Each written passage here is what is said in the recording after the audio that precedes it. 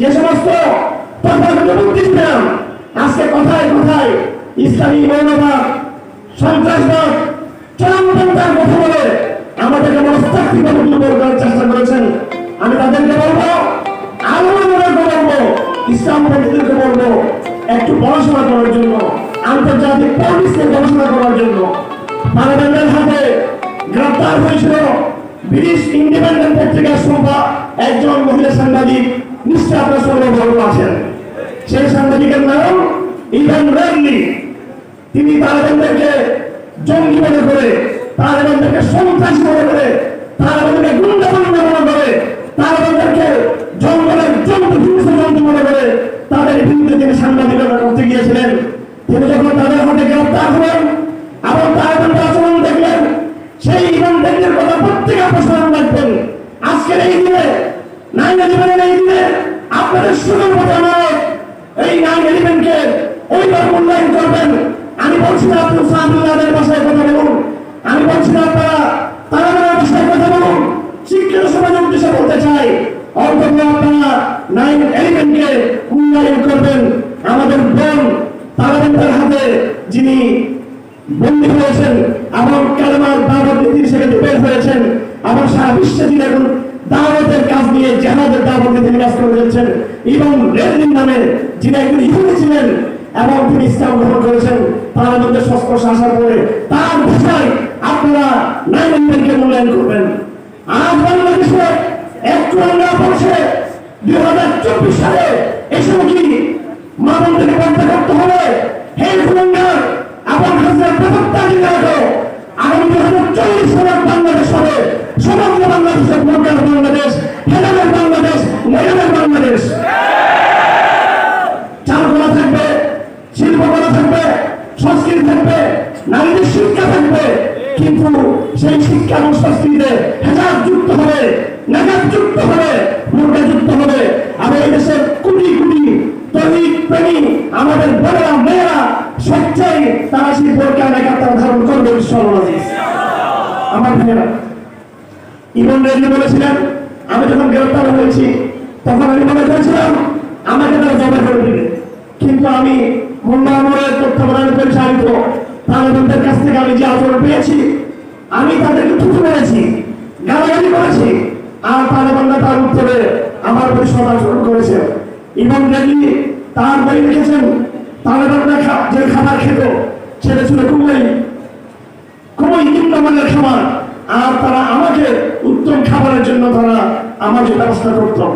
একদিন রাত আমি আত্মহত্যার জন্য হুমকি দিয়েছিলাম, আমি বলেছি আমি ইভান রেডলি জেলখানায় থাকবো না, আমি আত্মহত্যা করে মরে যাবো। তখন তিনি বলেছেন রাত গভীর রাতে রাত 1টা-2টার দিকে তালেবানের কমান্ডাররা আমার দরজা খুললো।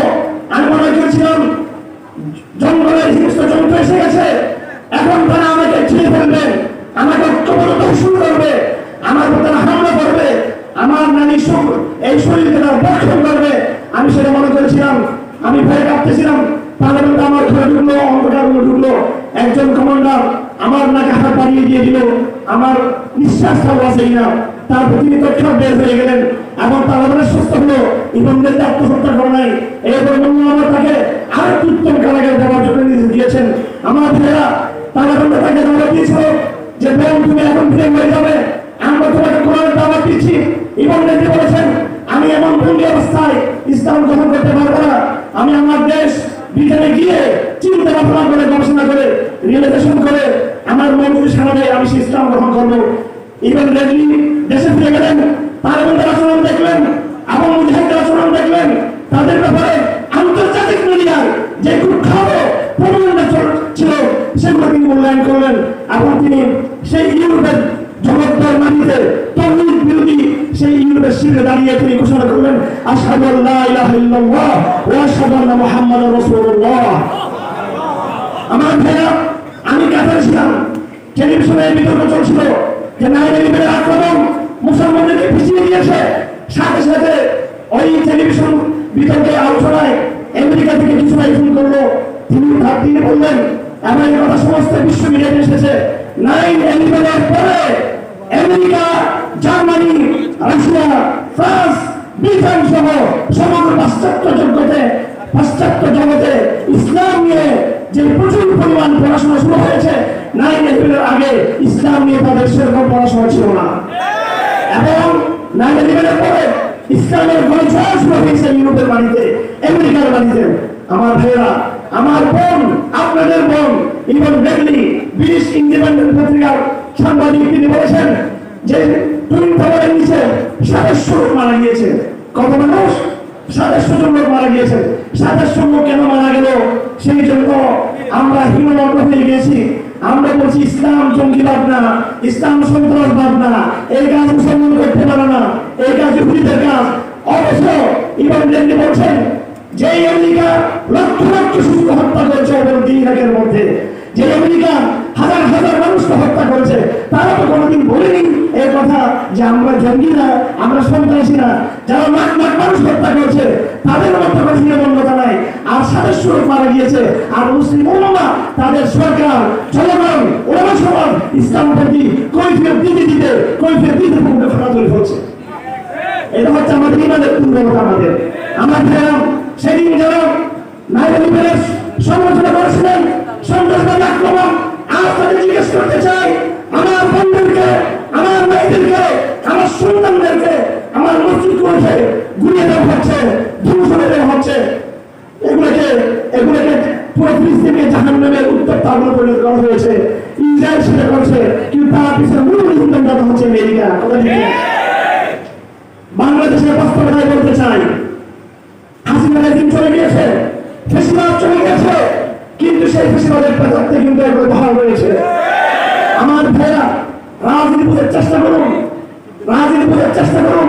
পলিসি বোঝার চেষ্টা করবেন। যারা মনে করে থাকে আমেরিকা আমাদের মঙ্গলকামী এবং দক্ষিণ এশিয়ার আমেরিকার মানুষ, তিনি অবশ্যই হাসিনা রাজের থেকে ভালো। আমরা বলি তিনি ভালো হতে পারেন, কিন্তু এখন মনে রাখবেন, আমি কথা বলি আমার পড়াশোনার জায়গা থেকে, ভারত ইসলামের বিরুদ্ধে যে জিরো টলারেন্স নীতি গ্রহণ করেছিল, আমেরিকা হয়তো ওইভাবে ভারতের মতো ইসলাম বিদ্বেষী দেশের পরিমাণ আমেরিকার হয়তো এতটুকু নয়, আমরা বুঝি।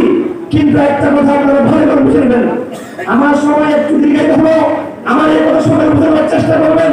যদি সত্য চিনতে না পারি, তাহলে আগামী দিনে যুদ্ধ আমরা বিজয় হতে পারবো না।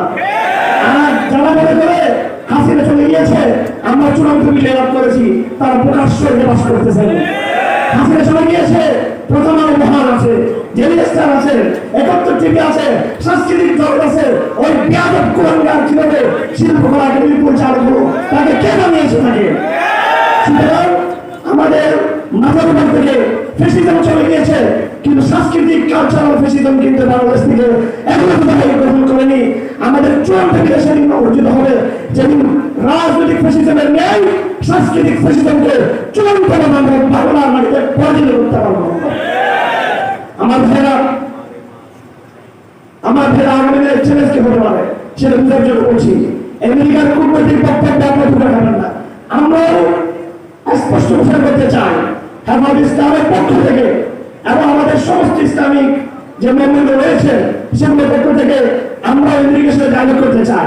আমরা আমেরিকাকে আহ্বান করছি, তোমরা জেলিস্টার কথা শুনে আমাদেরকে জঙ্গি বলবা না, তোমরা সরাসরি আমাদের সাথে ডায়লগ করবা, আমরা তোমাদেরকে স্বাগত জানাই ডায়লগ করার জন্য। কিন্তু এখানে একটা বড় কিন্তু আছে, এখানে এটা বুঝার জন্য আমি আজকে জানিয়েছি এখানে, সেটা হলো ভারতের আসল মিত্র বন্ধু কিন্তু আমেরিকা নয়, ভারতের আসল মিত্র ইসরায়েল। আমার ভাইরা, ভারত কোন ভারত নয়, ভারত হলো দক্ষিণ এশিয়ার ইসরায়েল। এটা মনে হয় গ্লোবাল সাউথ, দক্ষিণ এশিয়ার ইসরায়েল হচ্ছে ভারত। বাংলাদেশের মুসলমানদের সম্পর্কে ভারতের ওই নীতি, যেই নীতি ইসরায়েলের নীতি মুসলমানদের সম্পর্কে। আগামী দিনে আরেকটা লড়াই আসবে, আগামী দিনে আরেকটা যুদ্ধ চাপিয়ে দেওয়া হবে আপনাদের উপরে। সেই যুদ্ধ হবে ভারত ইসরায়েলের যৌথ অস্ত্রশক্তির লড়াই আমাদের দেশের তৌহিদ জনতার বিরুদ্ধে। এবং তারা চেষ্টা করবে প্রথমত, যারা এই যুক্ত ছিল ছাত্র সমাজকে, প্রগতিশীল ছাত্র সমাজকে তারা আমাদের থেকে দূরে সরে যাওয়ার চেষ্টা করবে। 1 নম্বর। 2 নম্বর, তারা চেষ্টা করবে ইসলামপন্থী দলগুলোর মধ্যে তারা একটি বিভাজন তৈরি করার জন্য। এইভাবে হকপন্থী, তৌহিদপন্থী দল থেকে তারা গোলা বানিয়ে দিবে। এবং তারা মুসলমানদের ভালো দিয়ে একটি গোষ্ঠীকে জঙ্গি বলে সন্ত্রাসী করে তাদেরকে ধ্বংস করার চেষ্টা করবে। সেই দিন আসার আগে আমি আপনাদের সকলকে সতর্ক থাকার জন্য বলতেছি, সবাই জবাবদিহি থাকুন। আল্লামা শেখ মুজিবুর রহমান আমাদের এই দেশে ইসলামী চারণ ইমাম এবং মসজিদ পেয়ে গেছি আলহামদুলিল্লাহ। সুতরাং নেতৃত্ব স্পষ্ট, আপনাকে নিজের ইমামের হাতে পড়তে হবে। তৌহিদের ইমামের সাথে আল্লামা শেখুল ইসলাম মুজিবুর রহমানের হাতে আপনারা জনগণ হওয়ার চেষ্টা করুন সকলে। আলা ইন্নাল ইমাম জুন্না ইয়াকাতুল ওয়াহা, ইমাম হচ্ছে ঢালের মতো, মুজিবুর রহমানের মতো ঢালের মতো খারাপ বিজয়ী তৌহিদের মুয়াজ্জিন শেখ মুজিবুর রহমান হাফিজাহুল্লাহ তাআলা তিনি কারাগার বের হয়ে সর্বপ্রথম তিনি আল্লামা মুজিবুর রহমানের দরবার তিনি গিয়েছেন। হযরত তাকে আশ্বস্ত করেছেন যে হযরত তাকে পায়ে পড়তে করবেন উচিত ইনশাআল্লাহ আজিজ। এবং আপনারা তৌহিদের মুয়াজ্জিন পেয়ে গিয়েছেন। সুতরাং আরো যারা কারামুক্ত আমাদের মুসলিম নেতৃত্ব রয়েছে, সবাই আমাদের ভাইয়েরা আমাদের সাথে যারা ছিলেন, আমি আজকের এই অডিয়েন্স থেকে আমি স্মরণ করছি আমার ভাই মামুনুল হককে, আমি স্মরণ করি আমার ভাই মোসাউদ হোসেন রাজিকে, আমি জনাব হাবিবকে, আমার ভাই ইস্তাবাদীকে, আমার মাহমুদ কাসিমি, এবং বিশেষ করে জানাব আমার ভাই জানাব বড় ভাই জানাব মুনির কাসিমিকে আমি সকলকে বলবো, আমরা একসাথে রাজপথে ছিলাম 2013 সালে, আমরা একসাথে 2021 সালে রাজপথে ছিলাম, 2013 সালে আমরা শাহবাগকে ছেড়ে করেছি, আমরা সফল হয়েছি। 2021 সালে ভারতের আধিপত্যকে ছেড়ে করেছি, আমরা সফল হয়েছি। 2013 সালে কারাগারে গিয়েছি, 2021 সালে ঐক্যবদ্ধ আমরা কারাগারে গিয়েছি। আমি আমার হেফাজত ইসলামের ভাইদেরকে বন্ধুদেরকে বলবো, আসুন নবজীবন হাসিল করেন, একজন ইমামের হাতে আসুন, আমরা সবাই বাইবদ্ধ হই এবং সকলে মিশে সকলে মিলেমিশে কে মানহাজি কে লামানহাজি, কে জঙ্গি কে উদারবাদী, কে মোরাদ কে রেঙ্গেন, ওই সমস্ত বিভাজন আমেরিকা করেছে, ভারত করছে, রাষ্ট্রীয়রা করছে, ওই সমস্ত বিভাজন হাতে পা না দিয়ে ঐক্যবদ্ধ হয়ে আমরা ইমামের হাতে শক্তিশালী করে তৌহিদের মুয়াজ্জিনের ডাক দিয়ে আসলে এক নতুন বাংলাদেশ গড়ার জন্য আমরা শপথ গ্রহণ করি। আমি ছাত্র সমাজ উদ্দেশ্যে বলতে চাই, যারা এই আন্দোলনে আলহামদুলিল্লাহ ব্যাগ বয়ে রেখেছেন, আমি তোমাদেরকে ধন্যবাদ জানাচ্ছি। আমরা বিগত 15 বছর লড়াই করেছি, কিন্তু সেই লড়াইয়ে হয়তো বাহ্যিকভাবে আমরা বিজয় হতে পারিনি। সেই লড়াইয়ের সমাপনীতে এসে তোমরা এই লড়াই বিজয়ী হয়েছ। এই লড়াই তোমাদের একা লড়াই ছিল না, এই লড়াইয়ের পিছনে আল্লামা বাবুল নবীর সাকিবাজ রয়েছে, এই লড়াইয়ের পিছনে শাহুল ইসলাম হোসেন সাকিবাজ রয়েছে, এই লড়াইয়ের পিছনে ছাত্র শহীদের সাকিবাজ রয়েছে, এই লড়াইয়ের পিছনে 21 সালে হেফাজত ইসলামের মুজাহিদের সাকিবাজ রয়েছে। সুতরাং আমার ছাত্র ভাইরা তোমাদের আমি বলতে চাই, আগামী দিনে বাংলাদেশ যে গড়ে তুলবা সেই বাংলাদেশের রূপ করবে আমরা হাজির হতে চাই। আমরা ইসলামের এজেন্ডা যাকাতের নীতি প্রতিষ্ঠা করতে চাই। যেদিন যাকাতের নীতি প্রতিষ্ঠা হবে সেদিন এই দেশে আর কোনো গরিব থাকবে না। গ্রামীণ ব্যাংক দিয়ে এবং সুদভিত্তিক বিভিন্ন ব্যাংক ব্যবস্থা দিয়ে দারিদ্র বিমোচন হবে না, দারিদ্র বিমোচন হবে যাকাতের মাধ্যমে হবে। তোমরা কি চাও না আগামী দিনে বাংলাদেশ যাকাতের বাংলাদেশ? আমরা চাই প্রত্যেকটা সরকারি দপ্তরে সলাদকে বন্ধ করা হোক, সলাদ যখন বন্ধ হবে কোনো অফিসে আদালতে আর কারপশন থাকবে না, দুর্নীতি থাকবে না। সুতরাং ছাত্র সমাজ উদ্দেশ্যে আমাদের বক্তব্য হলো, তারা যেন আগামী দিনের বাংলাদেশ গড়ার যে রূপকল্প তারা গ্রহণ করবে, সেই রূপকল্পে যেন তারা অবশ্যই আমাদের তৌহিদি জনতার প্রস্তাবনা যেন তারা মাথায় রাখেন। সাথে সাথে আমি বাংলাদেশ সেনাবাহিনী হাজার হাজার নৌজওয়ানকে সালাম জানাই। আমি নেতৃত্ব নিয়ে বলছি আলহামদুলিল্লাহ, এই বিগত ফেসিবাদী সরকার বিরোধী সংগ্রামে, ফেসিবাদ বিরোধী সংগ্রামের পিছনে হয়তো আপনারা জানেন না আমাদের সেনাবাহিনীর সৈনিকদের পিছনে একটা ভূমিকা ছিল। সেই দিন যদি আমাদের সেনাবাহিনীর সৈনিকরা যদি অফিসারদেরকে যদি বলে না আসতেন যে সম্মানিত অফিসার আপনাকে স্যালুট করি, আপনাকে সালাম করি, কিন্তু আপনার গুলি দিতে সালাম মানতে পারবো না আমরা। সেই দিন আমাদের হাজার হাজার সৈনিক প্রতিবাদী সৈনিক বলে দিয়েছিল আপনারা আমাদের অফিসার হতে পারেন, গুলির নির্দেশ মানবে না। এইভাবে তারা যখন রিপোর্ট করলো, তাদের সেই রিপোর্টের কারণে, তাদের অভিযানের কারণে, সমাজের কারণে কৃষিবাদকে দ্রুত সম্ভব হয়েছে। সুতরাং আগামী দিনে বাংলাদেশের রিমেকিং, আগামী দিনে বাংলাদেশের রিফরমেশনের পথে আমরা সেনাবাহিনীকে আহ্বান জানাই, তারা যখন আমাদের হাতে হাত মিলিয়ে নতুন এক বাংলাদেশ গড়ে তুলবে, যে বাংলাদেশের দুর্নীতি থাকবে না, যে বাংলাদেশে ইসলামের দাবিকে স্পেস দেওয়া হবে, যেই বাংলাদেশের সীমান্তে আর বিএসএফ গুলি করে মানুষকে হত্যা করতে পারবে না, যেই বাংলাদেশ থেকে আমাদের অধিকারের আওয়াজ উঠবে, যে অধিকার মুসলমানদের অধিকার প্রতিষ্ঠার দায়িত্ব ভূমিকা রাখবে, যেই বাংলাদেশ থেকে আগামী মুসলমানদেরকে মুক্তির শপথ করা হবে। আমার ভাইয়েরা আমি শেষ করে দিচ্ছি 2 মিনিটের মধ্যে।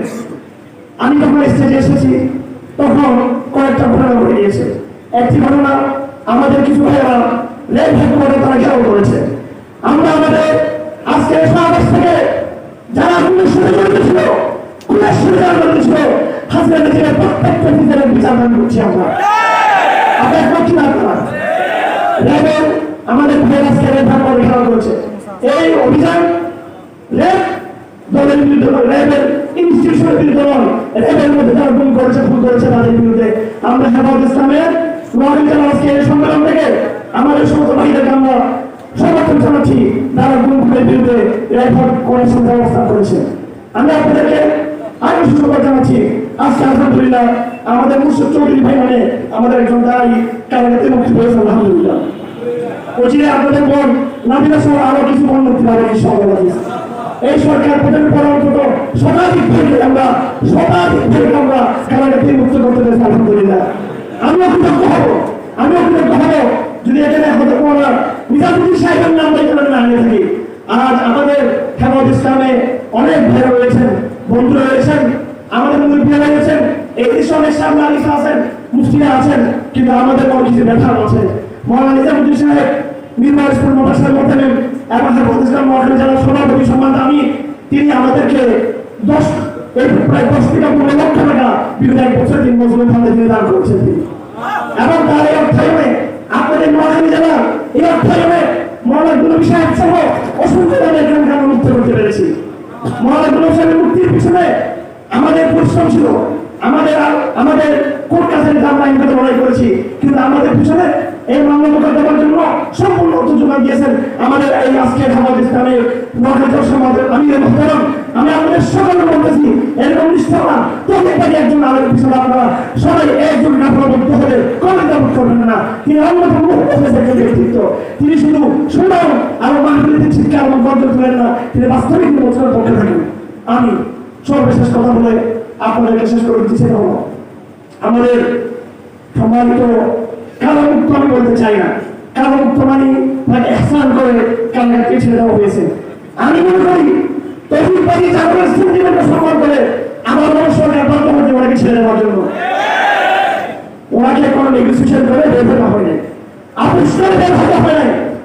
আমরা কোন সংস্থার আবেদন নিবেদন করে তাকে মুক্ত করি নাই, আইন লড়াই করে জনগণের ইমানি সেন্টিমেন্টকে সামনে রেখে তিনি বের হয়েছেন।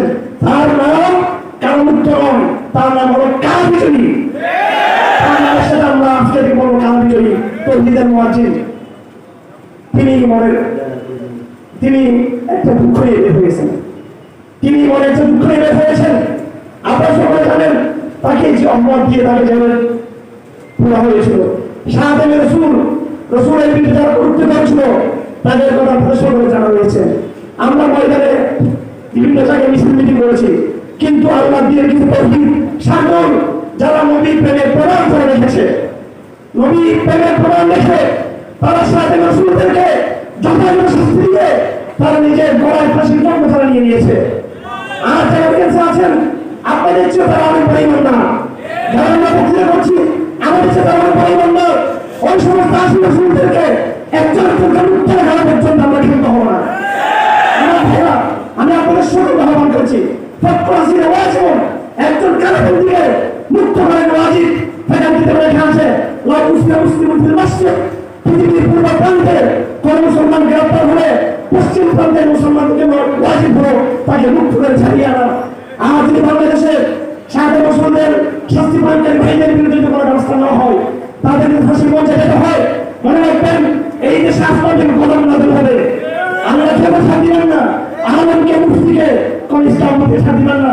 সুতরাং যে এই সমস্ত ভাইয়েরা নবী প্রেমে তারা ময়দানে লেগেছিল, তারা কোনো সরকারি স্থাপনায় হামলা করে নাই, গোলাবাজি করে নাই, যেটাকে তোমরা জঙ্গিবাদ করে নাই, তারা কোনো নিরীহ ব্যক্তিরা হত্যা করে নাই, রসুলের প্রেম তারা রেখেছে। সুতরাং আমাদের মনে যদি রসুলের প্রেম থাকে অবশ্যই তাদের মুক্তির বিষয়টি আজকে আমাদের প্রধান এজেন্ডায় নিয়ে আসতে হবে। আমার ভাইয়েরা আপনাদের সকলকে আগামী দিনে তৌহিদের মার্জিনের আহ্বান সাড়া দিয়ে আমাদের 14 বিজয় অর্জন হওয়া পর্যন্ত নতুন এক বাংলাদেশ করার তৌহিদবাদী সংগ্রামে আপনাদের সকল যুক্ত থাকার আহ্বান জানিয়ে আমি আমার বক্তব্য শেষ করছি। ও আলহামদুলিল্লাহ। আমাদের পক্ষ থেকে আবার আমাদের তৌফিকের মহাজেন কারা বিজয়ী শেখ হাফিজ আল্লামা জসিমুদ্দিন রহমান হাফিজের পক্ষ থেকে নোয়াখালী জেলা হেফাজত ইসলামকে বন্যা উত্তরণ কার্যের ফান্ডে আমাদের পক্ষ থেকে হচ্ছে শেখ দিন